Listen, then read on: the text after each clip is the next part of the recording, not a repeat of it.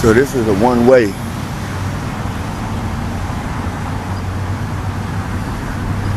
This is a one-way. That is a parking lot right there. This is a one-way. Now he's gonna block the sidewalk.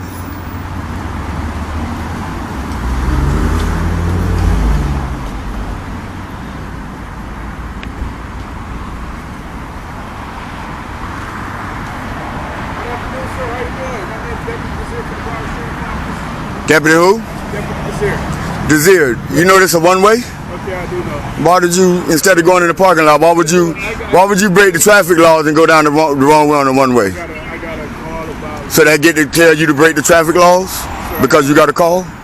And you blocking the sidewalk. There's a parking lot right there. You gonna listen to me? No, but I want to address your discrepancies that you would hold me accountable for. I'm here because I got a call. So that means you get to break the law. Does that mean that? You didn't answer that question. I don't care what the call is about, you don't get to break the law. Sorry, sir. What was your name again? I didn't give it. You have any ID? Why would you need my ID? Just trying to identify you. Why?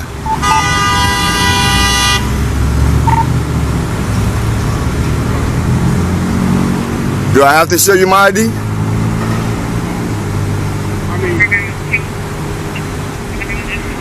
I mean, if I have to show you my ID, then I will. It's just to identify yourself. I just want to find out what's going on. Am I required to show ID? Yes, I asked. Because you asked I'm required to show ID? No, I'm not really trying to get dramatic. I know, I understand that, but am I required? I just want to get that straight because I don't want to break the law.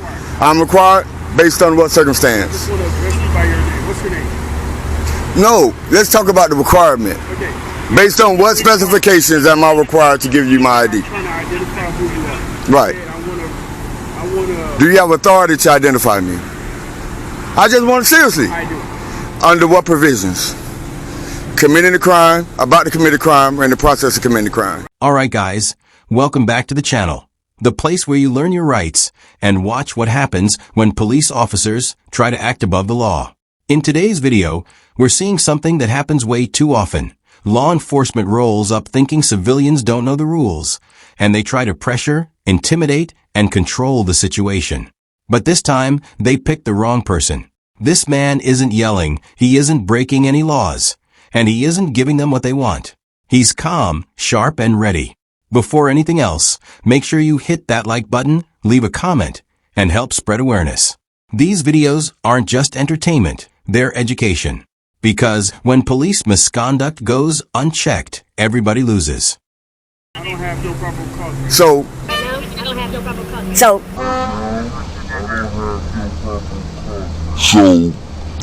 am I required to ID to you? You just said you don't have any probable cause. Am I required to ID? See, words matter, especially to the people who don't know. Okay. So I'm asking you, am I required to give you my ID? No, sir. I'm just But you said yes. What's going on? I wanna find out what's going on. I just want to have a simple conversation. Right. But I guarantee you. I just want to go. No, wait. I guarantee you, without words, you can honestly see what's going on. You can tell me what's going on without me using words. You see a camera, you see me standing on a public sidewalk, and you see all this stuff that I can photograph. Now, what do you think is going on? Put all that together, what do you think is going on? Do you see a law being broken? Is there a law you need to enforce? I just want to address you by your name. Right. My name, I just want to know your name. Right. But you're required to give me your name. All right. So I just spoke to the doctor inside, but what she said, she doesn't. The patient that's inside the business don't feel comfortable you videotaping. Are you a feelings police? Are you the feelings enforcer or a law enforcer? I don't care what you do. You know what I'm saying? How you do it, but the patient said. Are you a feelings enforcer or a law enforcer? Sir. Do you enforce feelings or law? Sir, you understand what I'm saying? Did you tell him I have every right to do this? Did you? I mean, that'll ease their discomfort if you tell them, hey, he has every right to do this. He's a law. Now the moment the deputy arrives, the first thing the man points out is something simple but powerful. The officer is driving the wrong way on a one-way and blocking the sidewalk. And here's the key part. The officer would absolutely ticket a civilian for the same thing. So the man asks the real question. Do you get to break traffic laws just because you got a call? And instead of answering directly, the deputy instantly shifts the focus. That's what they do. They avoid accountability and try to take control by asking for ID. But the man doesn't fold. He stays respectful but firm, and he asks what every citizen should ask. Am I legally required to show you my ID? Because listen up, words matter, and police love using confusion as a weapon. Law-abiding citizen, he's not breaking the law. And my job as a law enforcer is to enforce the law. If there's no law to be enforced, I have no purpose. Sir, you're absolutely right. Tell them. No, don't tell me. You're preaching to the choir. You're preaching to the choir right now. Tell them. On behalf of the patient, if you're uncomfortable, and I'm just, like I said, trying to find a... They should have stayed home, right? If they feel uncomfortable in public, they should have stayed home. See, I'm not going to bend to the government's will for me to provide them information. I'm not going to do that. I'm not breaking the law. I'm doing something that's constitutionally protected. I'm a journalist. I have the freedom of press. Now you're giving me 21 questions about something where you see no law being broken. And I don't understand that where the resources are being used at right now. When there's people out there that honestly probably need you. And then I want to address this, man. Come on. If you would have saw me do this, you'll write me a ticket. Especially parking on the sidewalk like this. There's no emergency lights on. There's no legitimate reason for you to be parked in such a manner. Other than you guys are above the law. And she's doing the same. Any particular reason why you guys are parked on the sidewalk? What's your name and your badge number? It's in your policy. Deputy. You're on the scene. Name and badge number. No, I don't know what that's. I can't. I'm visually impaired. But can you enunciate it for me? Please. That's all. Was that so hard?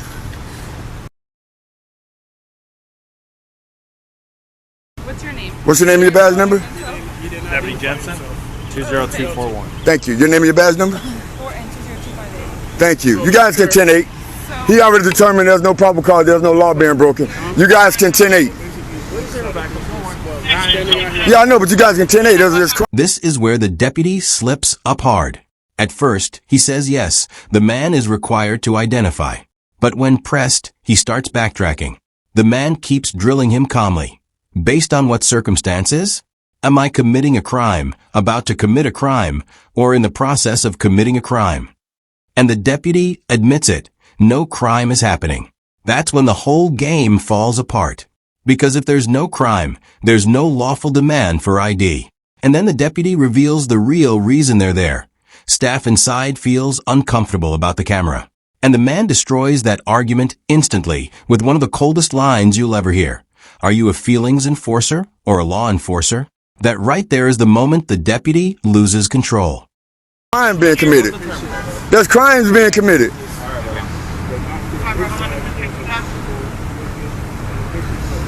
Are you the feelings enforcer or a law enforcer?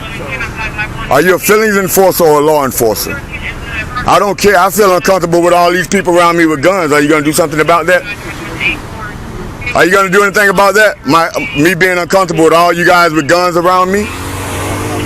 No? You're not going to do anything about that? Thornton, can you help me on that? I'm uncomfortable. All you guys got guns. He's willing to do something for them. They're uncomfortable and I have no gun. So can I get something done for me? I'm uncomfortable. Does that matter, Desir? Does my comfortability matter? I'm uncomfortable. I'm uncomfortable. I'm uncomfortable. But I'm uncomfortable with all these people with guns around me. If they're uncomfortable with a camera, how do you think I feel with guns? So you guys can 10-8. Let's make everybody comfortable. You guys can go and I'll be okay. We have guns. Nobody mentioned about using anything. No guns, no nothing. Right. So my comfort doesn't matter. My discomfort doesn't matter. But nobody mentioned the crime to you and you're telling me their discomfort. What about, I'm telling you I'm discomfort and you're not caring about that. Are you uncomfortable again? Because an agency, well not this particular agency, but a profession that is known to kill people that look like me is standing within arm's distance of me with weapons. So I'm uncomfortable. I'm uncomfortable. Because my life is 6 times more likely to be taken by you guys than anybody else That makes me very uncomfortable. So you guys can 10-8. There isn't a law being broken. Somebody right now is in trouble. But you guys are here to a public photographer who hasn't been on their property, who hasn't broken one law. Because if I had broken the law, I wouldn't be standing here holding this camera having this discussion with you. Now things get even more intense because the man flips the comfort argument back on them. He points out the hypocrisy. The police are willing to respond because someone is uncomfortable with the camera. But what about him being uncomfortable surrounded by armed officers? And that's when he drops a heavy truth. He explains that law enforcement as a profession has a history of killing people who look like him.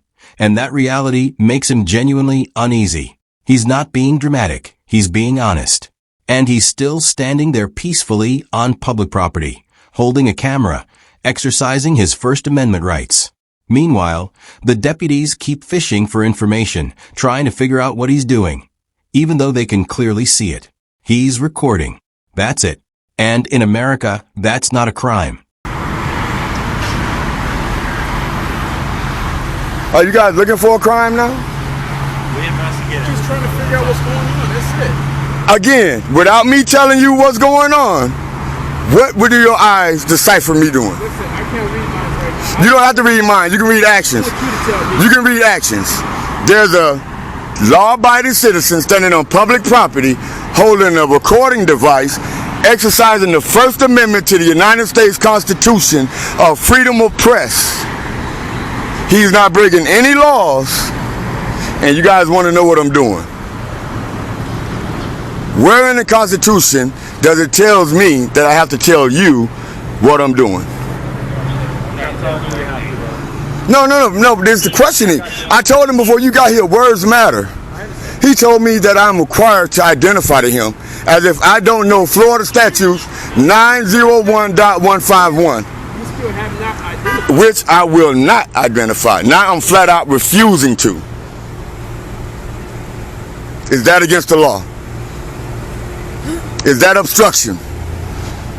Because in order to ID me, you need probable cause of a crime being committed, about to be committed. At this point, the man goes full legal mode and starts laying out the law clearly. He references Florida Statute 901.151 and explains the Fourth Amendment in plain language. He makes it crystal clear. Police need reasonable suspicion or probable cause of a crime before demanding identification. And when the deputy tries to act like refusal is obstruction, the man shuts that down too. He's not detained. He's not under arrest. He's not breaking any laws. So why are they still there? And that's the real question. The man even calls out how they're half-circling him, using body language to intimidate. But he doesn't move. He doesn't back down. He stands his ground like a professional. Because this isn't about being difficult. This is about defending the oath that law enforcement claims to uphold. Committed or have been committed in order for me, a Floridian, a taxpaying citizen, to relinquish my Fourth Amendment right to you. Do you have any of that? It's a yes or no. You want me to answer your questions, but you won't answer mine. It's a yes or no. Do you have any of that? I feel like you already answered. I feel like you answered when you asked me what am I doing. You asked, I gave. You didn't know. We're on the same level right now. Okay. So, why we still here then? Why we still here? at the initial contact with you, I asked you, sir, tell me your name so I can address you by your name. Good citizen. Good citizen. Right? Good citizen. That's not the name your mom gave me. But It doesn't matter. I'm not required to get a government my name. This isn't Russia. I don't care about those patients. Finally, reality hits. The deputies realize they have nothing, no crime, no probable cause, no lawful reason to demand ID, and no reason to keep harassing a peaceful citizen. One deputy even admits the other officer was wrong for claiming the man was required to identify. And that right there is why these videos matter. Because if this man didn't know his rights, this could have turned into an unlawful detention, a false arrest, or worse. Instead, the officers are forced to back off and clear the scene. And as the video wraps up, remember this. The police are not your friend. and they will absolutely lie about the law if it helps them control you. So keep learning, keep recording, and keep educating others. Like the video, subscribe, comment, and always record the police.